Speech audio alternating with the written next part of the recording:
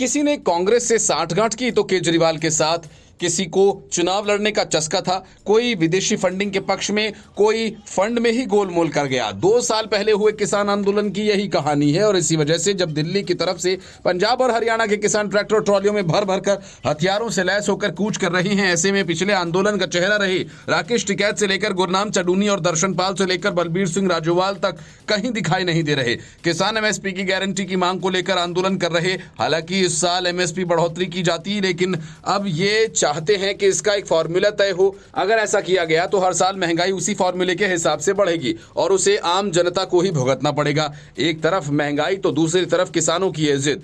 जंग इसी बात की है और इसमें 2020 में हुए बड़े किसान आंदोलन की तरह 50 से ज्यादा किसान संगठन शामिल हैं। लेकिन एक बात चौंकाने वाली है और हर किसी के जहन में यह सवाल आ रहा है, 2020 में किसान आंदोलन का चेहरा रहे राकेश टिकैत कहां हैं? इस आंदोलन में क्यों नजर नहीं आ रहे? उनकी ही बात को हर दिन मीडिया कवरेज भी मिलती थी और यहां तक कि उनकी एक अपील पर पश्चिमी यूपी हरियाणा के हजारों किसानों ने गाजीपुर बॉर्डर पर जमा होकर प्रदर्शन किया। और फिर सवाल यह है कि इस बार राकेश टिकैत कहां हैं? दरअसल 2020 में नवंबर में तमाम संगठनों किसानों के प्रतिनिधित्व के लिए संयुक्त किसान मोर्चा का गठन हुआ था। इस संगठन में गुरनाम सिंह चडूनी, जोगिंदर सिंह उग्रहा, बलबीर सिंह राजेवाल, दर्शन पाल जैसे नेता शामिल थे और इसके अलावा राकेश टिकैत भी गाजीपुर बॉर्डर पर लगे मोर्चे का नेतृत्व कर रहे थे। लेकिन अब परिस्थितियां बदल चुकी हैं। संयुक्त किसान मोर्चे में 2 फाड़ हो चुकी है और ये संगठन सरकार से किसानों के मसले पर बातचीत के लिए बना था। सरकार और संयुक्त किसान मोर्चा के बीच 11 राउंड की बातचीत भी हुई और कृषि कानून वापस हो गए थे। उसके बाद आंदोलन समाप्त हुआ। यूपी, हरियाणा, पंजाब समेत अलग अलग राज्यों के किसान घर लौट गए। लेकिन बात तब बिगड़ी जब 2022 में पंजाब विधानसभा चुनाव आए और किसानों के एक गुट ने चुनाव लड़ा जो चाहते थे कि आम आदमी पार्टी से गठबंधन कर लिया जाए। एक गुट चाहता था कि दूर ही रहा जाए। अंत में बलबीर सिंह राजोवाल ने नेतृत्व में संयुक्त किसान मोर्चा बनाकर 93 सीटों पर चुनाव लड़ा। हालांकि सभी सीटों पर इनकी जमानत जब्त हो गई। पिछले ही महीने बलबीर सिंह राजोवाल के नेतृत्व में 5 संगठनों ने संयुक्त किसान मोर्चे में वापसी की जिन्होंने चुनाव लड़ा था और फिर भी मतभेद खत्म नहीं हुए। इस बार के आंदोलन का नेतृत्व जगजीत सिंह डल्लेवाल कर रहे हैं और उन्होंने एक तरफा ही दिल्ली कूच का ऐलान किया। और इसके अलावा नए संगठन किसान मजदूर संघर्ष समिति के मुखिया सरवन सिंह पंढेर भी आंदोलन का चेहरा बने।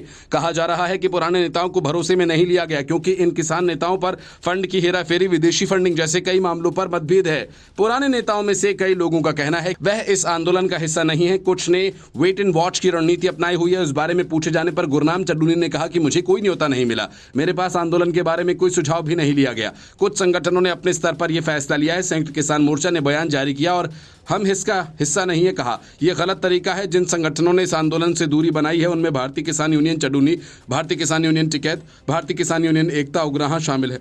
एकता उग्राहा गुट का कहना है कि वे पंजाब सरकार के खिलाफ 24 फरवरी से चंडीगढ़ में आंदोलन करेंगे। इसके अलावा हरियाणा और यूपी के तमाम किसान आंदोलन भी इससे दूर हैं। इसी वजह से अभी यूपी और हरियाणा से लगे दिल्ली के बॉर्डर्स पर फिलहाल कोई ज्यादा तनाव नहीं है। Bureau report, news of India. Nitish Kumar और जयंत चौधरी के बाद अरविंद केजरीवाल ऐसे तीसरे नेता होंगे जो इंडी गठबंधन छोड़कर अलग होंगे, क्योंकि बंगाल में जिस तरह से ममता बनर्जी ने सीटों का ऑफर दिया उसी तरह केजरीवाल ने दिल्ली में कांग्रेस को 1 सीट का ऑफर दिया, ये कहते हुए कि वैसे तो कांग्रेस का कोई हक बनता नहीं पर उनके मान को रखते हुए हम 1 सीट दे सकते हैं। अगर कांग्रेस को ये पेशकश मंजूर हो तो ठीक, नहीं तो आम आदमी पार्टी अकेले ही सारी सीटों पर चुनाव लड़ेगी। आम आदमी पार्टी की पीएसी की बैठक के बाद कांग्रेस के जिस तरह से तेवर दिखा गए उससे नहीं लगता कि कहीं भी दोनों पार्टियों के बीच गठबंधन की सूरत बन सकती है। आम आदमी पार्टी ने कांग्रेस के सामने अपनी शर्तें रखते हुए साफ कर दिया कि मंजूर नहीं किए जाने पर पार्टी अकेले चुनाव लड़ेगी।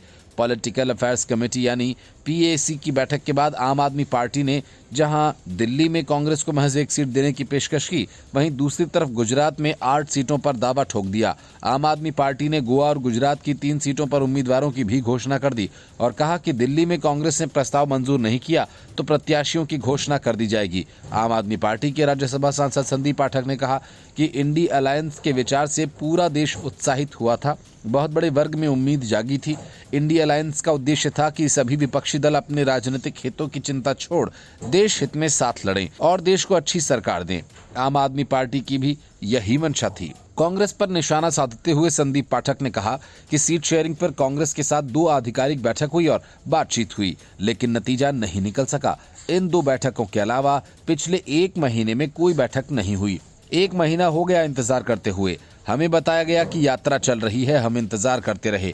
कांग्रेस के प्रमुख नेताओं को भी नहीं पता कि कब बैठक होगी। ऐसे में मन में चिंता होती है कि इस तरह चुनाव जीतना तो मुश्किल हो जाएगा।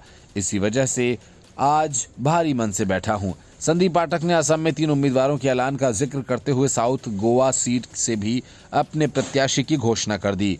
उन्होंने कहा कि साउथ गोवा सीट से आम आदमी पार्टी ने विधायक वेंजी विएगस को उम्मीदवार बनाया है। गुजरात में भरूच लोकसभा सीट से चैतर वसावा और भावनगर से उमेश भाई मकवाना को उम्मीदवार बनाने का ऐलान किया गया।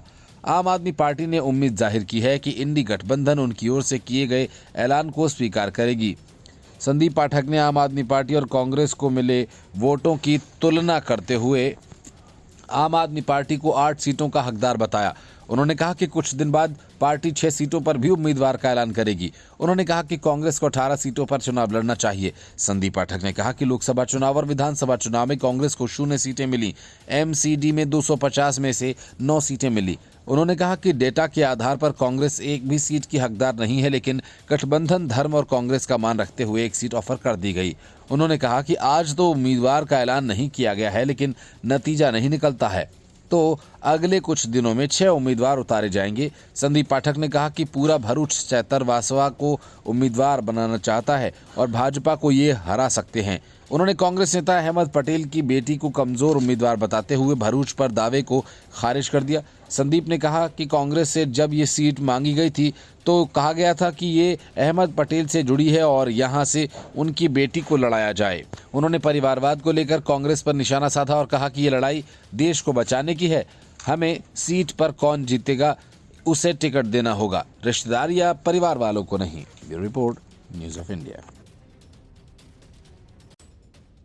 ना तो अरविंद केजरीवाल की पार्टी लोकसभा के चुनाव जीतने जा रही है और ना कांग्रेस, और न ही इन सब की मिलीजुली ताकत कोई खिचड़ी सरकार बनाने जा रही है।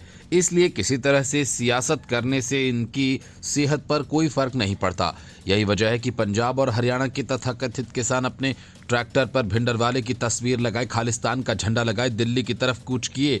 तो अरविंद केजरीवाल ने कहा कि किसानों की मांग 100% जायज है और मैं इसका समर्थन करता हूं।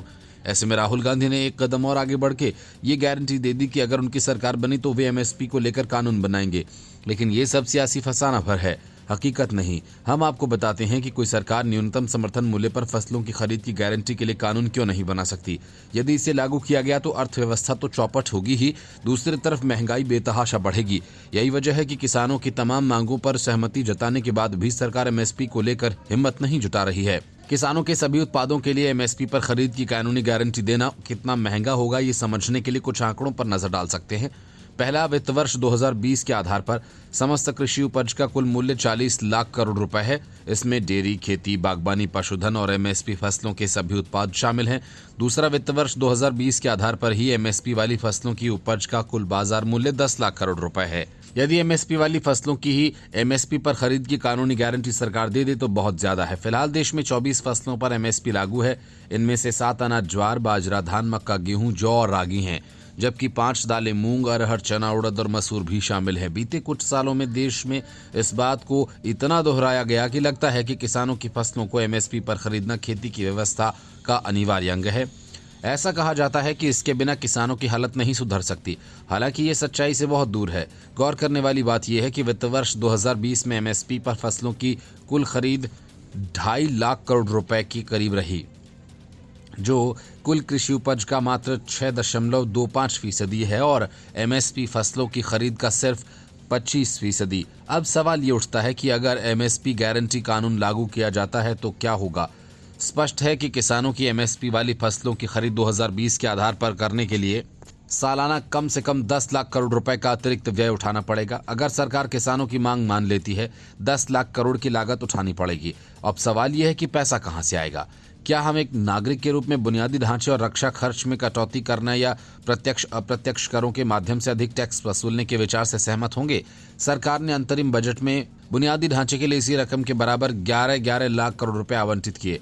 पिछले 7 वित्तीय वर्षों में हमारे बुनियादी ढांचे पर किए गए वार्षिक औसत व्यय 2016 और 23 के बीच 67 लाख करोड़ रुपया रहा है जो 10 लाख करोड़ रुपए से बहुत कम नहीं है। लिहाजा सार्वभौमिक एमएसपी मांग का कोई आर्थिक या राजकोषीय अर्थ प्रतीत नहीं होता है और ये सरकार के खिलाफ एक राजनीति से प्रेरित तर्क सा दिखता है।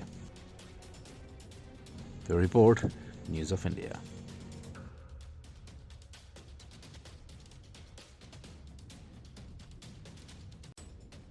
महाराष्ट्र में कांग्रेस को न सिर्फ अशोक चव्हाण की पार्टी छोड़ने से झटका लगा, बल्कि इससे बड़ा झटका उसे राज्यसभा के चुनाव में लगने वाला है। बीजेपी अशोक चव्हाण को राज्यसभा भेजने की तैयारी कर रही है और ये काम वो कांग्रेस की कीमत पर करेगी।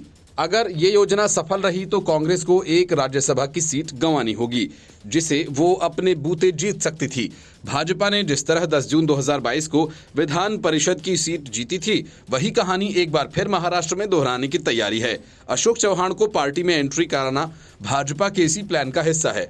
माना जा रहा है कि अशोक चव्हाण के बाद करीब 1 दर्जन विधायक भी कांग्रेस का साथ छोड़ सकते हैं। इसके अलावा अशोक चव्हाण को भाजपा से राज्यसभा उम्मीदवार बनाया जा सकता है। दरअसल ये दोनों ही बातें आपस में जुड़ी हुई हैं।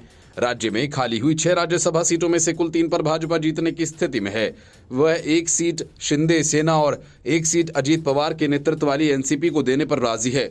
वहीं 1 सीट पर कांग्रेस जीतने की स्थिति में है। भाजपा और अशोक चव्हाण का यही प्लान है, कांग्रेस को मिलने जा रही उस 1 सीट को भी जीत लिया जाए। राज्यसभा चुनाव के नामांकन के लिए 15 फरवरी की आखिरी तारीख है और उससे पहले ही आज अशोक चव्हाण एंट्री कर रहे हैं।